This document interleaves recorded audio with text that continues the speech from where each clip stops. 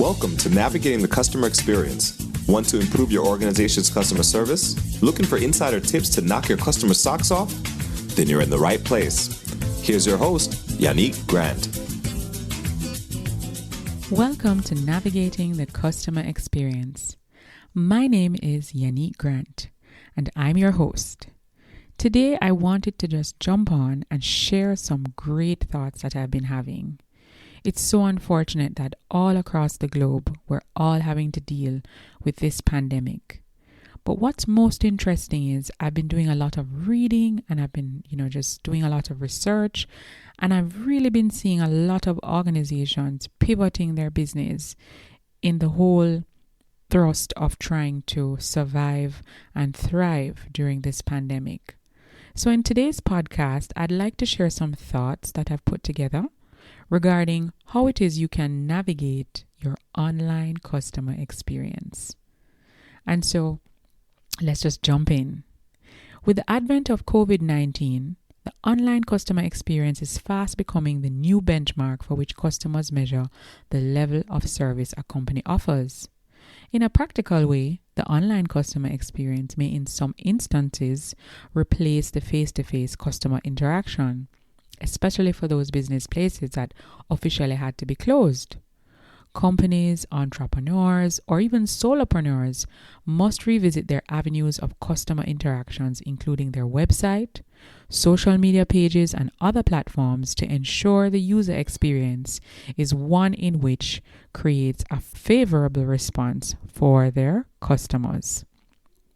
The customer online engagement has skyrocketed in every part of the world as we continue to experience quarantine and restrictions in our movement. This means ensuring that every channel available for customer engagement must be functional. Now is a great time for businesses to do an audit of all their service channels, including online solutions, and make sure everything is working well. The audit process may reveal functional or integration issues on your website. Websites along with social media platforms that are not optimized will require the necessary adjustments to be made. Your customers want to receive fast, reliable, efficient service, even though they're under quarantine. I've seen a few local companies here in Jamaica adding WhatsApp as a channel for placing orders. However, the most important step to apply is to ensure the channel is monitored. I sent a WhatsApp a few weeks ago for a prescription to be filled at around 10:35 a.m. for a very close friend of mine. And the message was received and read. However, no one responded to the message to confirm receipt or even to advise if we would be able to pick up until 2:30 p.m. Ensuring that you assign a dedicated person to monitor these channels if they are to be included as part of the online sales channel and customer experience is critical. The best category of WhatsApp that you should be using as a business is WhatsApp for Business. And there are some features that this particular platform facilitates. The first is it allows you to broadcast messages for up to 256 contacts.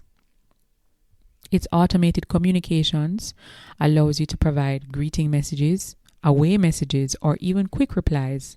So for example, if the customer sends you a message, they could get an automated response that says, "We'll get back in touch with you within 24 hours, or we're closed and we will open back at X time." Quick replies allows you to respond with a pre-written message to the customer. WhatsApp Business app can also act as a CRM, and CRM is short for Customer Relationship Management. Basically, WhatsApp could provide that as a tool for your business. The labels feature in WhatsApp for Business allows you to tag contacts just like in a CRM application. You can add labels to the customers that are frequently contacted or add the label during the messaging process. Once you tag the customer with a label, you will be able to create groups and create broadcasts based on labels you have assigned. So WhatsApp for Business is a great tool to employ in your business if that's something that you're not currently using. But most importantly, you must have a designated person who is going to monitor that channel. Now, another big thing that you should think about is your website customer friendly and easy to use? If not, now is the time to revisit and review the content being shown. Think about your website as your physical store. The customer must have the ability to not only window shop, but they should be also able to make a purchase through your website. The information and content provided must be clear about what you offer and how they can access it. A customer will visit your site and see many things happening all at once. Your website page layouts, font choice, images, the content, and the purchase power, where applicable, influences whether customers will decide to make a purchase. Recently, I had to insure my motor vehicle because the insurance expired, and I visited the website of my insurance company.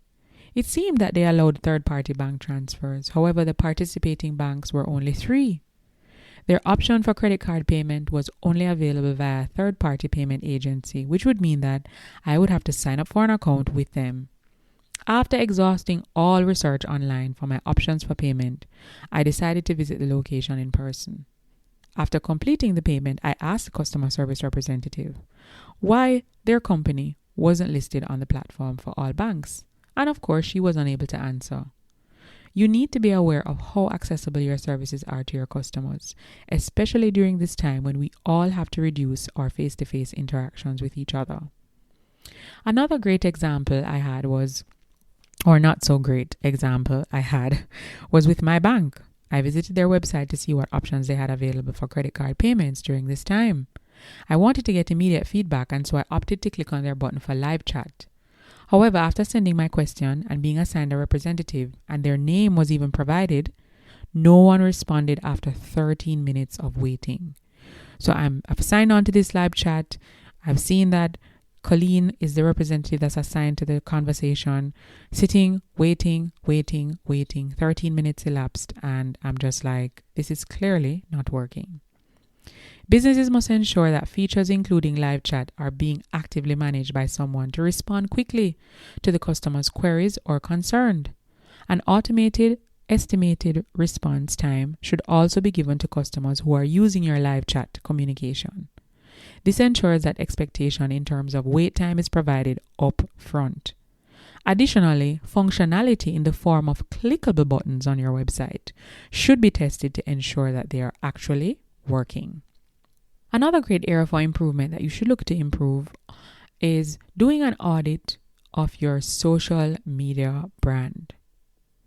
Review the platforms that you are presently on: Instagram, Facebook, LinkedIn, Twitter, YouTube, Pinterest. According to Statista, there are 2.4 billion active users on Facebook as of December 2019. YouTube has 2 billion active users. Instagram has 1 billion active users. Twitter has 330 million active users.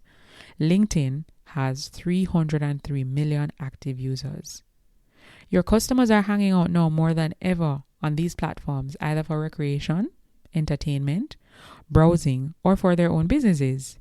If your opening hours have been adjusted, or you now offer delivery or curbside pickup, or you have a sales offer, this type of information needs to be updated on your social media platforms, because this is where the customer is spending most of their time. Recently, I noticed that it's easier to visit a business's Instagram page to confirm whether their restaurant or business is open and their adjusted opening hours. Google shows their opening hours as normal, as if there were no changes to the opening hours, which is rather misleading. So let's say, for example, the business is normally open from 8 a.m. to 5 p.m., but because of COVID-19, their business hours have been adjusted to 8:30 a.m. to 1 p.m. Because they haven't updated their Google business account, then Google is still demonstrating their regular opening hours as if business is still operating as usual. So basically, you need to visit your Google business account and ensure that whatever adjustments you've made based on information that you've put out to the public, it is consistent across all platforms. So if I type in your name in Google and it comes up, your adjusted opening hour should be there, clear and visible. There are applications that can also provide a seamless integration to make the update a one-time process. Since this pandemic, I have seen customers really being more expressive on social media platforms about their shortcomings, issues, and challenges with various companies. I urge you to ensure that when your customers make a negative post on any of your social profiles, please do not delete it. Let me repeat. If your customer makes a negative post on any of your social platforms or profiles, please do not delete it. Deleting the comment does not remove their experience. It does not help the situation. Every device has the brilliant capability of taking a screenshot. And yes, you have deleted it, but it does not mean that it is gone. Please prepare a communication response plan that you can use to respond to these comments. You must show some form of empathy in the form of an apology, kind words, and of course, some action as to what are the next steps the customer can actually take. You should also try to migrate the conversation off of the public platform and redirect the customer to a direct message or DM, or even telephone call them to have the issue resolved or explained. You could say something like, "We sincerely apologize for any inconvenience this delay may have caused. We will be sending you a direct message to see how best we can resolve the matter." What does this show? It shows your customers who view the comments that you are human and you are willing to fix an issue rather than just delete it. Another grave mistake many companies make is remaining silent when negative comments are being hurled all over their page and profile. Please note that remaining silent does not help either, because it sends a message that you don't care. If the customer was standing directly in front of you, would you ignore them? Would you remain silent while they're complaining? So why would you choose that approach online? Be compassionate and show your customers that you value them and their business. When this pandemic is over, the companies that will thrive are the ones who showed compassion, empathy, and care when their customers needed it the most. So some takeaways from this conversation that we've been having is 1, audit all your online platforms and ensure that they are functioning at full capacity. 2, be responsive on all platforms. This can be done by yourself or having a dedicated set of persons who have direct responsibility for responding. Remember, when you are online, the general expectation from a customer is an instant response. 3, create a communication response plan for when things go wrong with the service experience, because they will go wrong at some point. Life isn't perfect and things will go wrong. You must know what you are going to say and do, and so should the members of your team. 4, ensure your online experience is effortless and your customer is not confused by how to navigate your website in order to get the delivery or request processed. 5, focus more on your social media engagement and build your community. Engaging on social media is a fantastic way to keep your brand top of mind, all while delivering value to your customers. And 6, reassure and inform your customers.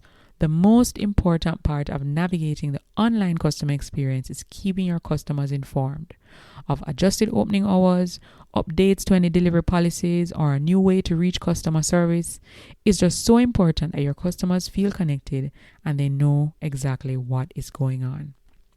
So if you'd like some more tips on how to navigate your customer experience, I recently published a book called The ABCs of a Fantastic Customer Experience. It's available on Amazon in ebook and also paperback. So head on over to Amazon and grab yourself a copy. And please remember to leave us a review. Let us know how you thought the book was. Did it add any value to you?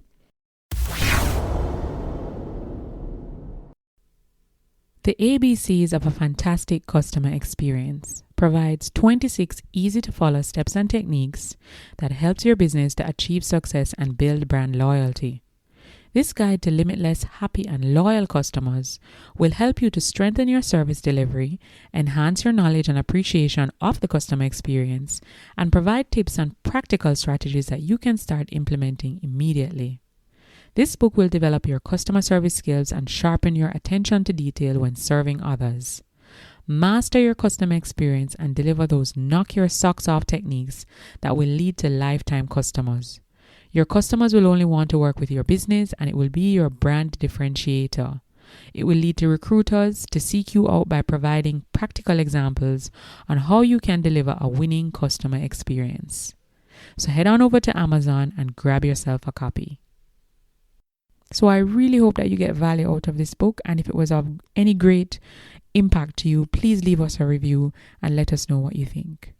You can also listen to past episodes of Navigating the Customer Experience. And if you feel like joining our mailing list for future articles, podcasts, and videos on customer experience, I'm going to attach a link in the show notes of this podcast episode for you to join our mailing list. Please share any steps, practices, or ways that you have pivoted and enhanced your customer experience since COVID-19. So I hope you enjoyed this podcast on navigating the online customer experience. If you'd like to follow us on Twitter, please feel free. It's Navigating CX.